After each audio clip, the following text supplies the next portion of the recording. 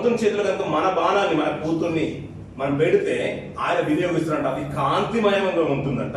దా కాంతికి భయపడిపోయేవి ఏంటంట, మనం అనుకుంటాం సూర్యుడే మండే గోళం అనుకున్నాం, అదే ప్రకాశం అనుకున్నాం. ఆ సూర్యుడు సైతము, చంద్రుడు సైతము వారి వారి నివాసంలో ఉండి నిలిచిపోతాయంట పిల్లలు.